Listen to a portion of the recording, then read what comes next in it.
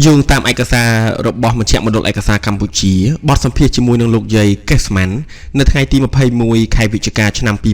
2024ស្ថិតនៅក្នុងភូមិក្ដុលលើឃុំទន្លួងស្រុកមេមត់ខេត្តត្បូងឃ្មុំបានរៀបរាប់ថាចម្បួរអរិយឬអរិយចម្បួរគឺជាការតបស្នងបន្តគ្នាពីជីដូនជីតាតគ្នារហូតមកដល់កូនចៅចំនួនក្រោយដែលជាប់ខ្សែអរិយប្រជាជននៅក្នុងភូមិក្ដុលលើហៅថាអរិយតពូជលោកយាយបានរៀបរាប់ថានាងខ្ញុំឈ្មោះកេស្មានភេទស្រីអាយុ80ឆ្នាំជាជនជាតិដើមភាគតិចស្ទៀងមានទីកន្លែងកំណើតនៅក្នុងភូមិក្ដុលលើឃុំទន្លួងស្រុកមេមត់ខេត្តកំពង់ចាមបច្ចុប្បន្នរស់នៅក្នុងភូមិក្ដុលលើឃុំទន្លួងស្រុកមេមត់ខេត្តត្បូងឃ្មុំម្ដាយខ្ញុំឈ្មោះសានជាជនជាតិដើមភាគតិចស្ទៀងមានទីកន្លែងកំណើតនៅក្នុងភូមិក្ដុលលើឃុំទន្លួងស្រុកមេមត់ខេត្តកំពង់ចាមស្លាប់ដោយសារចាស់ជរានៅក្នុងភូមិក្ដុលលើឃុំទន្លួងស្រុកមេមត់ក្រោយពេលរំដោះឆ្នាំ1979មកម្ដាយខ្ញុំចេះនិយាយភាសាស្ទៀងប៉ុន្តែនិយាយភាសាស្ទៀងខានមិនបានគឺថាសំដៅទៅដល់ការភាសាស្ទៀងមួយប្រភេទដែលនិយាយបានតែនៅក្នុងគ្រួសារគឺជាភាសាស្ទៀងខាននោះឯងដែលគាត់បាននិយាយតែនៅក្នុងគ្រួសារភូមិឃុំឬនៅក្នុងតំបន់ខ្លួនរស់នៅតែប៉ុណ្ណោះឪពុកខ្ញុំឈ្មោះកេជាជនជាតិដើមភាគតិចស្ទៀងមានទីកន្លែងកំណើតនៅក្នុងភូមិកញ្ឆិតឃុំលុកថាញ់ស្រុកលុកនិញខេត្តបេញភឿកទឹកដីខ្មែរកម្ពុជាក្រោមខ្ញុំមានបងប្អូនចំនួន4នាក់ក្នុងនោះមានស្រីចំនួន2នាក់និងប្រុសចំនួន2នាក់ហើយខ្ញុំជាកូនទី3នៅក្នុងគ្រួសារខ្ញុំមានស្វាមីឈ្មោះម៉ៅចិនអាយុ90ឆ្នាំជាជនជាតិខ្មែរមានទីកន្លែងកំណើតនៅក្នុងភូមិខ្សឹមឃុំខ្សឹមស្រុកស្នួលខេត្តក្រចេះខ្ញុំមានកូនចំនួន4នាក់ស្រី2នាក់កាលពីកុមារភាពខ្ញុំបានរៀនសូត្របន្តិចបន្តួចនៅក្នុងសម័យសង្គមរាស្ត្រនិយមនៅសាលាវត្តក្ដុលវត្តចាស់ដែលបច្ចុប្បន្នមានទីតាំងនៅក្នុងភូមិក្ដុលក្រោមឃុំទន្លួងស្រុកមេមត់ខេត្តត្បូងឃ្មុំខ្ញុំចូលរៀនអាយុ10ឆ្នាំជាងមានលោកគ្រូបង្រៀនជាព្រះចៅអធិការវត្តក្ដុលមានឈ្មោះថាព្រះតេជគុណប៉ាងក្នុងមួយថ្ងៃរៀនបាន2ទៅ3ម៉ោងប៉ុណ្ណោះខ្ញុំរៀនបាន1ឆ្នាំព្រះតេជគុណប៉ាងសុគតហើយខ្ញុំក៏ឈប់រៀនខ្ញុំឈប់រៀនមកជួយធ្វើស្រែចម្ការឪពុកម្ដាយក្នុងភូមិក្ដុលលើកាលនោះប្រជាជននិយាយភាសាស្ទៀង 90% បាននិយាយទៅមានតែចាស់លោកតាលោកយាយឬឪពុកម្ដាយខ្ញុំទេដែលគាត់និយាយប្រស្រ័យតាក់ទងគ្នាទៅវិញទៅមកនៅក្នុងភូមិនិងនៅក្នុងគ្រួសារជាភាសាស្ទៀងនោះឡើយចំពោះក្មេងៗអាយុប្រហែលខ្ញុំក៏ប្រើប្រាស់ភាសាស្ទៀងដែរប៉ុន្តែប្រើប្រាស់បានបន្តិចបន្តួចមិនសូវបានល្អលុះពេលនិយាយស្ទៀងទៅក៏ចាល់ហើយក៏បដូរមកនិយាយភាសាខ្មែរវិញកាលពីក្មេងម្ដាយខ្ញុំជាចម្បួរអរិយដែលជាដំណរតពូជពីគ្រួសាររបស់ខ្ញុំ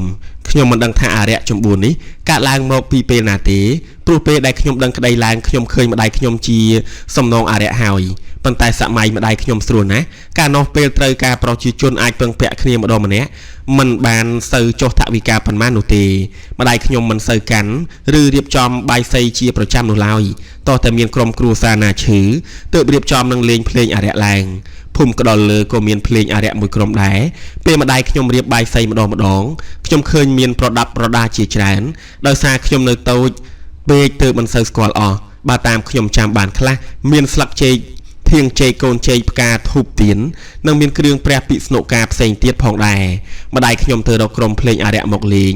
ពេលលេងហើយអ្នកជំងឺក៏បានធូរស្រាក់ស្រានភ្លាមតែម្ដងពេលលេងកាន់តែជន់ខ្លាំងខ្ញុំឃើញម្ដាយខ្ញុំឬហៅថាសំណឹងនោះរំកាន់តែស្អាតហើយតាមមើលទៅដូចរំមិនចេះហត់សោះឡើយ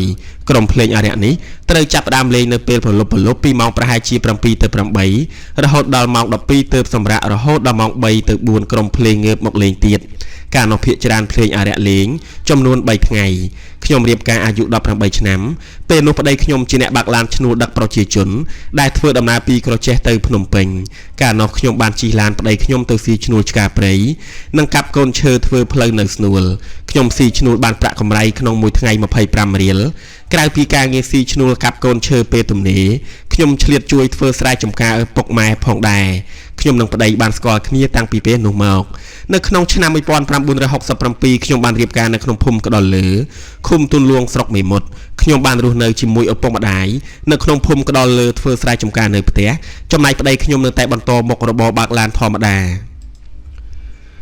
នៅក្នុងភូមិក្តោលលើមានឧបករណ៍ភ្លេងអារក្សនិងមានលោកតាលោកយាយចេះលេងភ្លេងអារក្សច្រើនអារក្សនេះមិនសំដៅតតែថាយើងជាចម្បួអារក្សទេ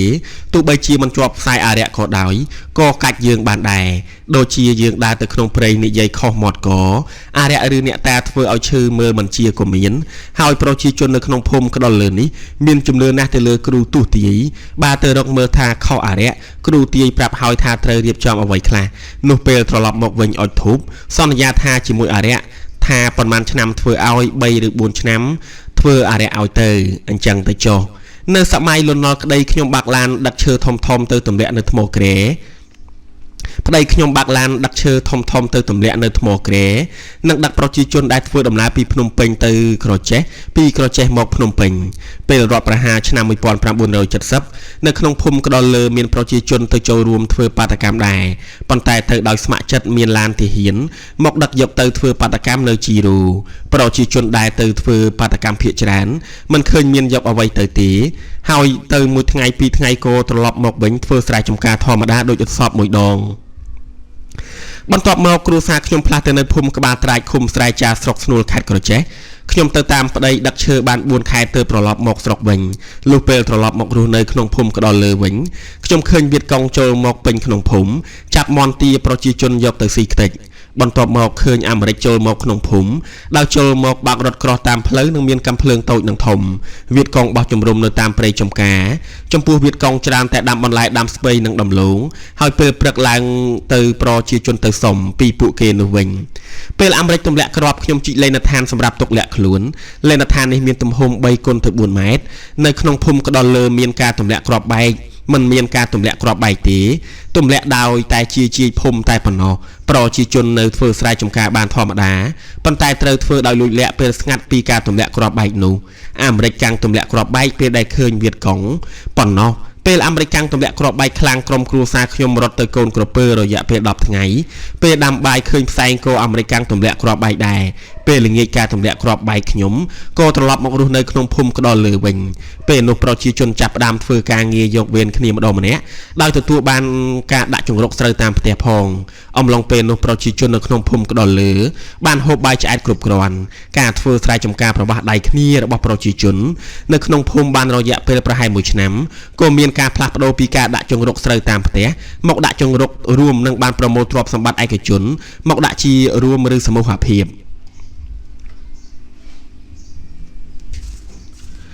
នៅក្នុងឆ្នាំ1975ពេលរបបខ្មែរក្រហមចូលមកដល់ខ្មែរក្រហមបានចាត់តាំងឲ្យប្រជាជនហូបបាយរួមនិងត្រូវធ្វើការងាររួមគ្នានៅក្នុងភូមិក្តោលលើនៅក្នុងភូមិក្តោលលើមានរោងបាយមួយពេលព្រឹកហូបបបរនិងពេលថ្ងៃហូបបាយប្រជាជនធ្វើការជាធម្មតាអង្គការមិនសូវដាក់កម្រិតពេកនោះទេនៅក្នុងសម័យខ្មែរក្រហមខ្ញុំមានកូន3នាក់ហើយលុះពេលខ្ញុំទៅធ្វើការខ្ញុំយកកូនទៅផ្ញើជាមួយយាយមើលកុមារក្នុងមួយថ្ងៃខ្ញុំឲ្យកូនបៅបាន3ដង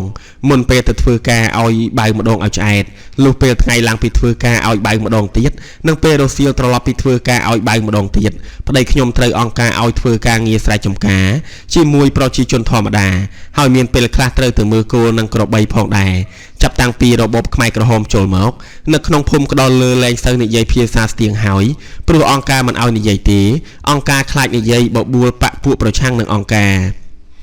បើអង្គការលើថាគ្រូសាណានិយាយភាសាស្ទៀងអង្គការនឹងយកទៅកសាងចំណែកក្រុមភ្លេងអារក្សក៏លែងមានការប្រគំតទៅទៀតដែរចំពោះការហូបចុកមុនដំបូងនៅក្នុងភូមិក្តោលលើបានហូបបាយប៉ុន្តែយូរទៅហូបតែបបរលាយជាមួយបន្លែ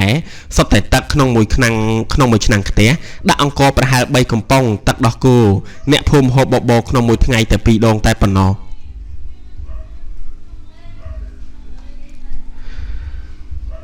នៅឆ្នាំ1977អង្គការបានជម្លៀសក្រុមគ្រួសារខ្ញុំទៅឃុំស្វាយជ្រេះអង្គការឲ្យខ្ញុំដំបាញ់កន្ទេលនិងមើលកូនឲ្យប្រជាជននៅក្នុងភូមិប្តីខ្ញុំទៅធ្វើការងារតាមអង្គការចាត់តាំងពេលទៅដល់ទីនោះខ្ញុំបានហូបបបរមួយវែកក្នុងមួយពេលនិងមួយថ្ងៃពីរពេលក្នុងបបរនោះមានបន្លែត្រកួនទំពាំងពោតនិងគ្រាប់អង្ករមានមួយគ្រាប់ខ្ញុំទៅនៅស្វាយជ្រះហូបចុកមិនគ្រប់គ្រាន់ធ្វើឲ្យមានជំងឺហើមសាច់ឡើងបន្ទាប់មកគ្រួសារខ្ញុំជំនះទៅម្លិចអង្គការឲ្យធ្វើការងារក្នុងក្របមុខព្រួញប្រព័ន្ធភ្លឺស្រែនៅម្លិចកាន់តែយ៉ាប់ខ្លាំងទៅទៀតព្រោះអង្គការមានច្បាប់មួយថាតតែធ្វើការទៅបានបាយហូបខ្ញុំឃើញមនុស្សស្លាប់ច្រើនណាស់ដោយសារអត់បាយ ខ្ញុំនៅម្លេចបានប្រហែល1ឆ្នាំអង្គការក៏ជំនះខ្ញុំមកស្វាយជ្រះវិញខ្ញុំមកត្បាញនៅកន្លែងដដែលតែអង្គការឲ្យត្បាញកន្ទេលទ្រាំងរបៀបធ្វើកន្ទេលស្លឹកទ្រាំងមុនដំបូងត្រូវកាប់កំពូលទ្រាំងមកជាយកទ្រនុងចេញហើយយកទៅហាល2ទៅ3ថ្ងៃរួចយកចងបាច់ដុំខ្ញុំចងវាកុំឲ្យបាក់ចាក់ព្រឹកឬល្ងាចកុំឲ្យស្លឹកទ្រាំងនោះក្រៀមរួចយកទៅត្បាញខ្ញុំត្បាញកន្ទេលក្នុង1ថ្ងៃបាន1ជួនកាល2ថ្ងៃបាន1បន្ទាប់មកគ្រួសារខ្ញុំចេញទៅពីស្វាយជ្រះមកថ្មក្រែនឹងឡើងជិះកាណូតចុះមកស្ទឹងត្រង់និងទៅរស់នៅចំការលើមួយរយៈទៅវៀតណាមរំដោះឆ្នាំ1979ខ្ញុំធ្វើដំណើរមកកំពង់ចាមខ្ញុំស្នាក់នៅកំពង់ចាមបានមួយយប់លុះពេលព្រឹកឡើងក៏បានធ្វើដំណើរមកទន្លេបិទខ្ញុំបានធ្វើដំណើរដោយថ្មើរជើងរហូតដល់ក្រែកបានឈប់សម្រាកដើរបោសស្រូវដីទុកយកមកបុកដាំហូបពេលធ្វើដំណើរមកដល់ផ្ទះខ្ញុំធ្វើដំណើររហូតមកដល់ក្ដុលលើឃើញថាក្នុងភូមិក្ដុលលើមានសុទ្ធតែព្រៃពេលត្រឡប់មកដល់ភូមិវិញភ្លាមអ្នកភូមិមិនទាន់រៀបចុះក្រុមភ្លេងអរិយទេពីព្រោះត្រូវស្វែងរកស្បៀងផ្គត់ផ្គង់ជីវភាពថាអរិយមកកាន់នឹងខ្ញុំឲ្យធូបសន្យាជាមួយអរិយទៅបានជាខ្ញុំមិនសូវកាន់ដិតដល់ដែរតតែក្រុមគ្រួសារមានជំងឺទៅរៀបអរិយជូនខ្ញុំជាចម្បូអរិយមិនសូវដឹងពីឧបករណ៍ភ្លេងប៉ុន្មានទេខ្ញុំដឹងតែពីការរៀបចំបាយសី3ថ្នាក់ដល់9ថ្នាក់ឧបករណ៍រៀបចំមានធៀងចេកកូនចេកស្លាមលូលាយធូបធរកូនចេក1គូធរធៀងចេក1គូទៀនស្រាសចោមតូច1គូចោមព្រៃនិងចោមធំ1គូចោមតូចឬចោមព្រៃខុសពីចោមធំដោយចោមធំមានសរសេរអក្សរចោមតូចមិនសរសេរអក្សរហើយម្យ៉ាងទៀតព្រៃធ្វើចោមព្រៃធ្វើឡើងសម្រាប់អរិយព្រៃចោមទាំងពីរនេះធ្វើមកពីកំពូលទ្រាំងដែលកាប់យកមកជាទ្រនុងចេញរួចយកទៅហាលរួចសរសេរនៅលើនោះកំណល់មានមន់ស្ងោរមួយបាយដំណើបចេកមួយស្និតអង្គមួយចានក្រមាមួយនិងទៀនកែងស្នែងក្របីមួយគូបន្ទាប់មកខ្ញុំទៅរកក្រុមភ្លេងអរិយឲ្យមកលេងទៅតាមការសន្យាមួយយប់ឬ3យប់បើសិនជាអរិយទើបតែចូលស្ថិតថ្មីត្រូវលេងភ្លេងចំនួន3យប់ដើម្បីឲ្យអរិយនោះបានរំឆ្អែតសប្បាយចិត្តបើអរិយនោះចូលកាន់យូរហើយយើងអាចសុំលេងភ្លេងត្រឹមតែមួយយប់ក៏បានពេលក្រុមភ្លេងចាប់ផ្ដើមលេងខ្ញុំដឹងខ្លួនធម្មតាប៉ុន្តែបទភ្លេងកាន់តែជន់ខ្លាំងអរិយចូលសំណឹងខ្ញុំលែងដឹងខ្លួនឯងហើយញ័រអស់ទាំងខ្លួនប្រាណបើសិនរៀបបាយសីខុសមិនត្រូវចិត្តអរិយពេលអរិយចូលនឹងត្រូវយកបាយសីនោះទៅបោះចោលហើយក្រុមភ្លេងចាប់ផ្ដើមរៀបចំសារជាថ្មីសប្តាហ៍ថ្ងៃខ្ញុំឈប់រៀបបាយសីទៀតហើយលុះត្រាតែខ្ញុំតែក្រុមគ្រួសារខ្ញុំឈឺទើបទៅរកគ្រូមើលបើគ្រូថាអរិយធ្វើខ្ញុំក៏សន្យារៀបអរិយឲ្យថាលេងមួយយប់ឬ3យប់ជាដើមប៉ុន្តែបច្ចុប្បន្ននេះខ្ញុំឲ្យធូបសុំអរិយត្រឹមរៀបកូនធម៌3ទៅ4ជើងសុំសេចក្តីសុខព្រោះឥឡូវវាគ្មានភ្លេងអរិយទេ